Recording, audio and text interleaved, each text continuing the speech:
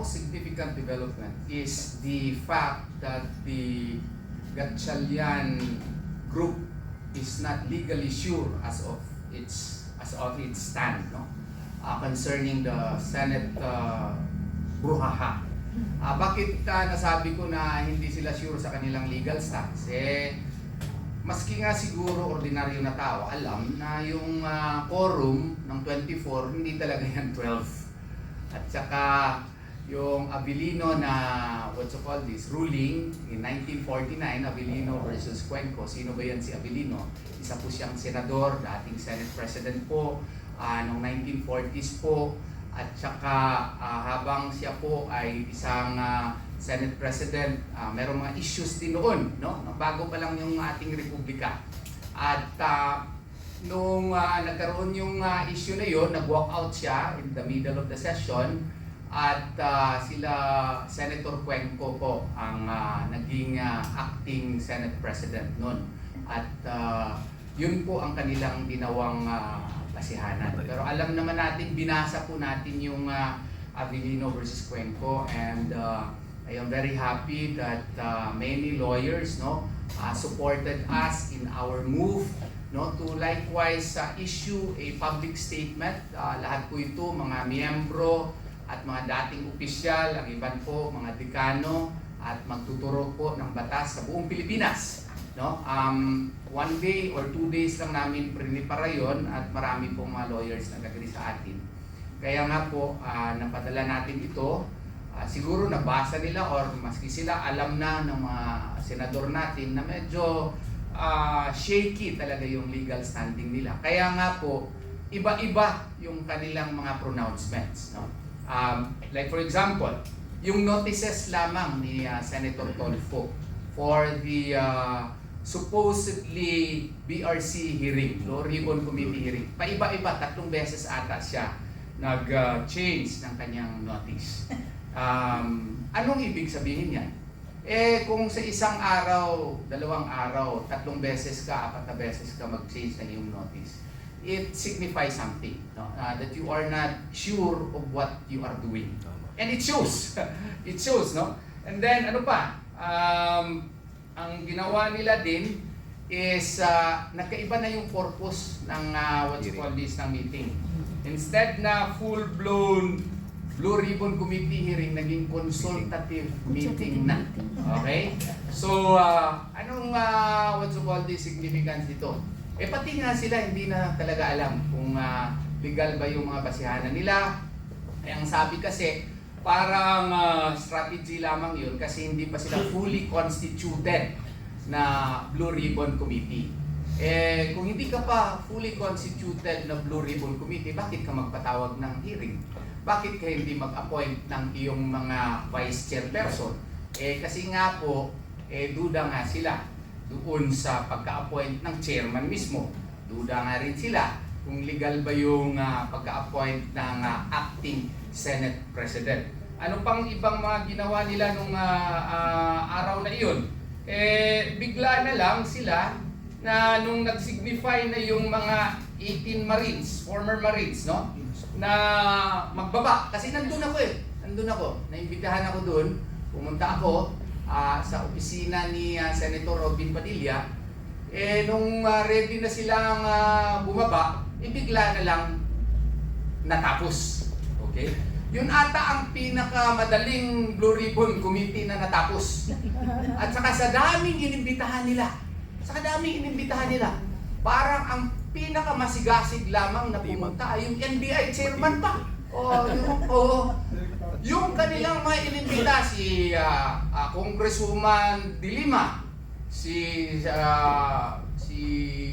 former Speaker Martin Romualdez, mga ibang mga congressman, ni isa walang pumunta. Tapos yung 18 Marines pumunta, nandun sa kay Senator Padilla. Anong ibig sabihin nito? Pati yung mga kakampi nila, hindi nga pumunta. Kasi nga, baka ayaw din ma-identify doon sa illegality ng kanilang proceedings.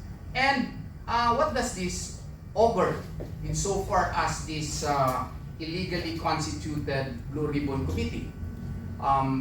It simply means that this committee, chaired by Senator Tulfo, for lack of a better word, is really illegal and questionable. Yun lang po ang aking masasabi. Attorney, thank you very much. Medyo lumiliwanag, no? At tulad din po ng mga tao na nagtatrabaho po sa loob ng Senado, yung mga guests, and also yung mga kinatawan mula po sa iba't ibang institusyon at organisasyon na gustong-gusto talagang marinig yung hearing noong araw na yon, no? Parang napansin namin, parang maraming bakanteng upuan eh. So sila mismo sa sarili nila, parang ayaw nilang mapasok sa sitwasyong alam nila magiging kahiya-hiya sila pagka lumabas yung katotohanan. But anyway, moving forward, Attorney, one more question, Attorney. Thank you for your answer. What was the controversy really about? Ito ba'y talagang tungkol talaga dun sa alleged former Marines? Kasi nalilito tayo eh. Or did it expose a deeper institutional problem inside the Senate? It exposed the deeper institutional problem within the Senate, no? Because we have a situation where a certain group is claiming to be a legitimate group. And the problem is that the only basis by which they claim to have legal authority is the case of Abilino versus Cuenco. Kwento ko lang talaga ito, wala talagang basihanan eh.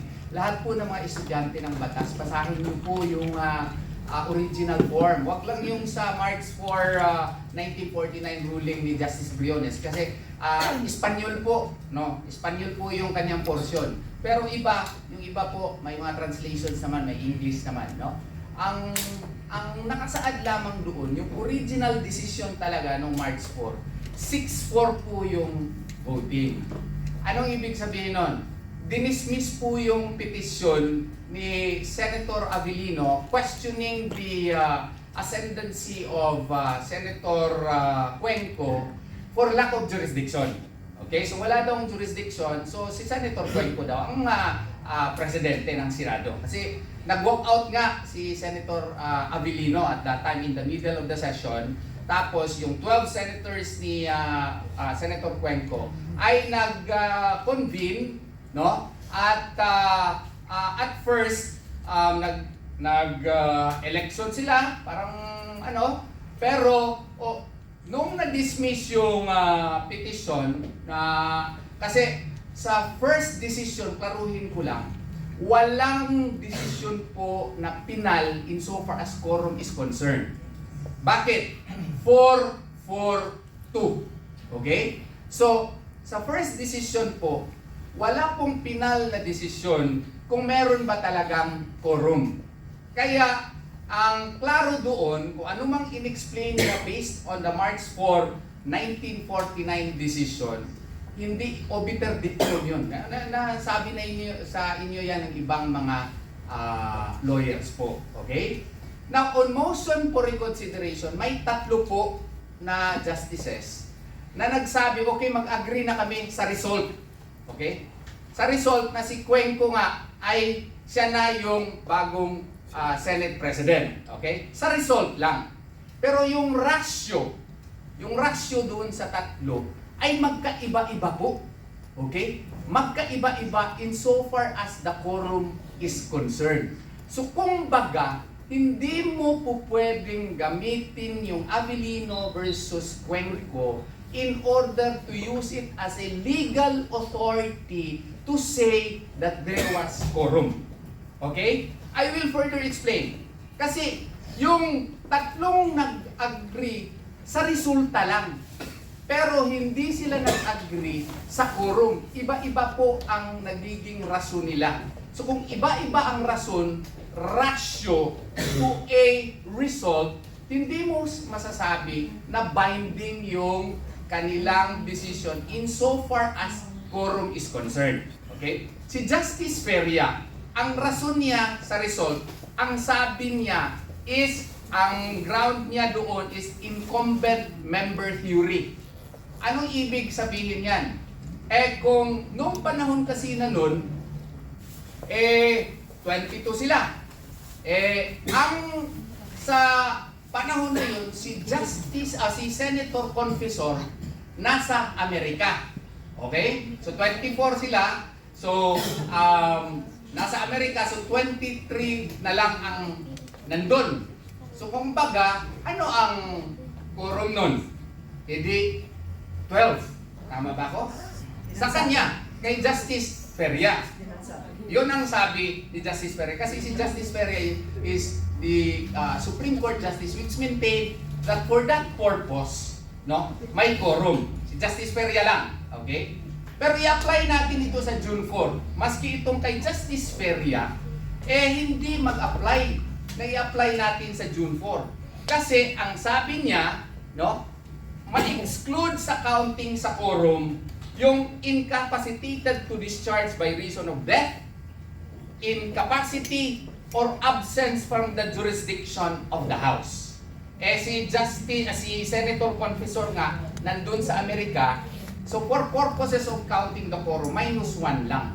I-apply natin dito ngayon sa June 4 na situation. Wala namang namatay, 24 pa rin sila. Wala namang incapacitated. Lahat naman sila ay nandito sa Pilipinas. Wala namang abroad. So kumbaga, even if we apply the Justice Peria ruling, the incumbent member theory ruling, hindi po pwedeng mag-apply yun. Okay, may pangalawa. Ito yung ginagamit nila palagi. Justice Perfectus, narrow, smaller number, emergency theory. Ito yung kinukote nila ng kaibigan kong dean, ng kaibigan kong abogado, na magdududa ka kung lalaki ba siya o babae, no? So, what you call this? We respect that. Pero sana magiging intellectually honest tayo. Na hindi tayo maging dishonest para hindi ma-mislead yung mga tao. Kasi si Justice Perfecto nag-concede, okay, for purposes of this, what you call this? Of this proceeding, okay? Ang sabi niya, for the purpose of choosing respondent merely as acting president of the Senate is an emergency measure. Hindi nila kinukote yung emergency measure to fill the vacuum created by petitioner's desertion of the office of the presiding officer by his walkout in the session of February 21, 1949. The presence of 12 senators was enough quorum. Yan yung ginagamit nila na rason palagi. Pero gusto kong i-emphasize na pati si Justice Perfecto, merong 5 conditions na sinasaad kung kailan ito ma-apply na sitwasyon. Lahat po itong 5 conditions wala po sa June 4 incident. Kaya hindi nila pwedeng gamitin ito kung intellectually honest po sila. Ano yung first condition? This quorum requirement mentioned by Justice Perfecto is merely for a limited purpose only. What is that limited purpose? 12 sila. And that limited purpose is for the selection of the presiding officer only. Okay? So, 12 lang sila, hindi sila quorum. Pwede sila may quorum for purposes of choosing the presiding officer only. Okay? At hindi po yan ibig sabihin na may power na sila to declare all positions vacant. Wala yan. Hindi po yan ibig sabihin na may permanent officers na yung mga senado. Hindi po yan tama. Hindi po yan pwede na magiging lisensya mo to reorganize all committees. Hindi po yan included sa Justice Perfecto ruling. Hindi rin, pinakagrabe, hindi rin yan rason, legal reason, for the amendment of the impeachment rules. Kasi dito, impeachment rules, ongoing na yung impeachment ni VP Sara. And it already has become a vested right. Yung rules of procedure nila na yan. Kung hindi mo pwedeng baguhin yan without informing the respondent. You could not amend the rules in the middle of a proceeding. Tama. Alam lahat yan ng mga abogado. Kaya, nagtataka talaga ako, bakit bigla itong ating mga kaibigan magkaroon ng amnesia pag meron ng politika involved? They should not mislead the people. Second, ang sabi ni Justice Perfecto, okay, for this purpose alone, there is quorum, but for an emergency measure only. Okay? Emergency measure kasi 12 lang sila, nag-walk out yung isa. Anong mangyayari niyan? Okay? I-apply natin ito sa June 3, 2026 incident. Emergency measure ba yun? Hindi. It was actually the 11 senators plus 1, naging 12 sila, arrived with a prepared sequence of motions, elections, and reorganizations. No? It was clearly a plan, not an emergency. Di ba? Pinlano nila, hindi ganun ang nangyari doon sa Abilino ruling. Kasi sa Abilino, nandun si Senator Abilino, siya ang nag-preside, meron nang magtayo para mag-speech sana si Senator Tanyada para ipakita kung ano yung makamalian niya, nag-walk out sila kasi ayaw niya mapahiya. Anong nangyari sa June 3? Ganun ba ang nangyari? Nandun ba si Senator Cayetano? Nag-preside ba? Wala eh. Absent lang siya. Kung absent siya, ibang rules ang i-follow mo. Kung wala yung yung next senator, ano yun? Majority floor leader o president pro tempore. O kung wala yung president pro tempore na mag-preside, yung majority leader. Okay? So, kumbaga, yun ang sana ang i-follow mo. Hindi itong ginawa nila. Okay. Pangatlo, according to Justice Perfecto, for purposes of that proceeding, no, there must be a vacuum created by desertion. Kasi si Senator Abilino nun, nag-walk out, nag-desert ng kanyang function. So anong gagawin yan? Even under our Constitution now, Article 6, Section 16, Paragraph 1 and 2, nag-provide po dyan that if that happens, okay, the remaining senators may dalawang option, may adjourn from day to day or direct the sergeant at arms to arrest those missing members, absent members, so that the quorum will be achieved. Yun lang, dalawa lang option. Okay? May desertion ba na nangyari noong June 3? Wala. Absent si Senator Cayetano. So dapat sana yung ginawa nila, okay, for purposes of the proceeding, meron silang temporary presiding officer. They could have adjourned from day to day or order the sergeant at arms for the arrest of those members who are absent and require them to be present. Yun lang ang kanilang authority. Okay? And then fourth, it is grounded in the smaller number provision which I have already stated. Article 6, Section 16, Paragraph 2, a smaller number, such as sila, 12, may elect a temporary presiding officer only to enable the compulsion of absent members. Yun lang, dalawa lang choices yun. Adjourn from day to day or direct the, sergeant at arms for the absent members to be compelled to appear.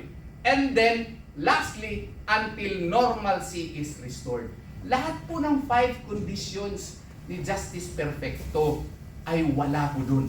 Lastly, yung pangatlo po na nagbaliktad in the result lang na nag-agree na si Senator Cuenco na ang presiding officer o Senate President ay si Chief Justice Moran. He was the Chief Justice or the Justice who casted the deciding vote. But meron siyang dalawang conditions din na ang tinatawag namin sa mga abogado. Ano yung conditions niya? The mere formalism theory. What is this mere formalism theory? Ang sabi niya, dalawang kondisyon. For purposes of this proceeding, may quorum lang. Pero ganito lang ha, ito lang ha.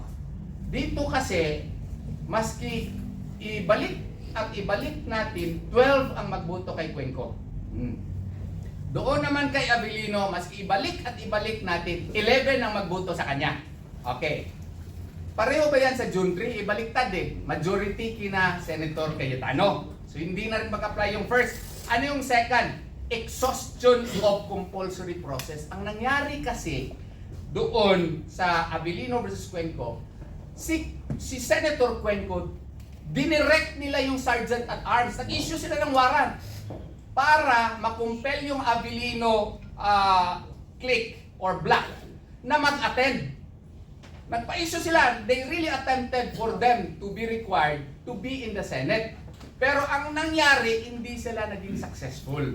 Kaya nga, according to Chief Justice Moran, mere formalism yan. They followed what is required under Article 6, Section 16, Paragraph 2. Nag-issue sila ng warrant. Wala pa rin. Hindi pa rin nag-appear yung Abilino. So, alangan naman, i-require na, i-allow natin yung situation na yan to persist.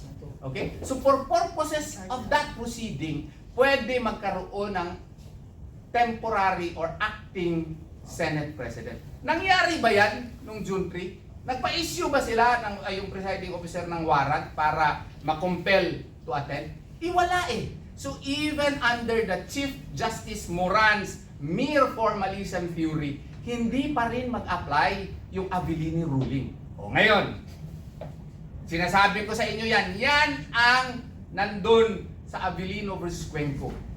Kung tarong kang abogado, isite pa ba natin mo? Dili. Ang mangingilad lang ang musahit niya na. Ha? Anong ang ibig ko sabihin? I will dare say, only those who are intellectually dishonest who will continue to invoke Abilino versus Cuenco. Because in my heart and in my mind, I am 100% sure of what I am saying here. Okay, i-summarize natin. Sa Abilino, what is required in Abilino? Session validly opened with constitutional quorum. Check ba yan sa 1949? Yes, kasi 22 senators were present during that time. Sa June 3, 2026, may session, may valid quorum ba at first? Wala eh. 12 lang siya, 11 nga lang, 12. Oh, wala sila, unlike in Abilino, may quorum sila, tapos nawala yung quorum, continuation pa rin yung quorum. Yun ang sa Abilino. Dito, wala. At first pa lang, wala na silang quorum. Okay, pangalawa, minority situation caused by mid-session walkout. Oh, nangyari ba yan sa 1949? Yes. Dito sa June 3 of 2026, nangyari ba? Hindi. Bakit? The majority bloc never attended. There was never any walkout. They were absent. Okay? Third, the excluded senator was named, ground, documented on the record. Who was that excluded senator named? Senator Confessor was abroad and that was documented. Bakit yan importante? Kasi yan yung theory ni Justice Feria. Di ba? The incumbent member theory. Oh. So, anong dito naman sa June 3, may senator ba sila na ni-name? Wala. Yung dalawa na kunyari hindi daw included, isa post-press conference na lang nila sinabi. Hindi doon sa Senate session. Will that bind the Senate? Of course not. Because that is not an official Senate proceeding. Okay. Third, pang-apat, compulsory attendance processes invoked before proceeding. Ginamit pa nila yung requirement under Article 6, Section 16, Paragraph 2. Yung i-require, yung warrants issued, sergeant at arms directed to require them to attend. Wala, hindi nila ginawa noong June 3 of 2026. Fifth, mathematical certainty of same outcome with full quorum. Ito naman yung kay Chief Justice Moran na mere formalism theory. 12 would always vote for Cuenco. Okay? And the result is certain. No? Ang sa June 3, ang absent senators were the majority. Okay? At that time, at that time. And then, business limited to emergency presiding officer selection. In 1949, yes. Kasi kung 12 lang, hindi talaga yan quorum. Maski si Justice Perfecto sinabi yan. Maski si Chief Justice Moran sinabi yan. Okay? And there is only one act.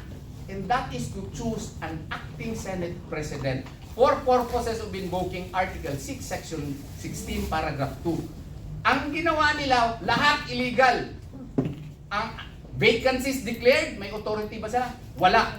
Officers elected, may authority ba sila? Wala. Committees reorganized, may authority ba sila? Wala.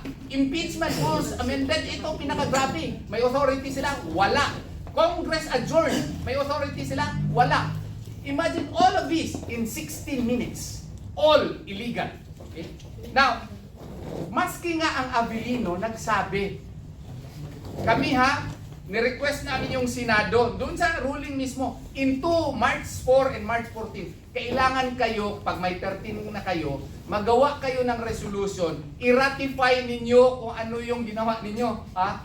Meaning, even the Supreme Court was advising the Senate na kailangan may ratification kayo sa lahat ng mga, para maligal yung quorum na yan. Okay? So meaning, no? Even the 1949 Avellino ruling required the Senate to have a ratification act for it to be clearly valid. Meron ba yan sa June 3? Wala. Eh, diniretso nila adjournment sinidye eh. Oo. Oh. So, yung 5 conditions ni Justice Perfecto, na na-explain ko na. Na-comply ba yun sa 1949? Yes, na-comply. Dito sa June 3, not one was complied. Yung Moran, Chief Justice Moran's 2 conditions, di ba? Yung i-require na mag-attend sila during the hearing, na-comply ba yan? Hindi na-comply. So ang conclusion natin, hindi pwede maging basihanan ang Avellino versus Cuenco ruling. Ang mga intellectually dishonest lang ang magpo-quote niyan to justify their action. Yun po.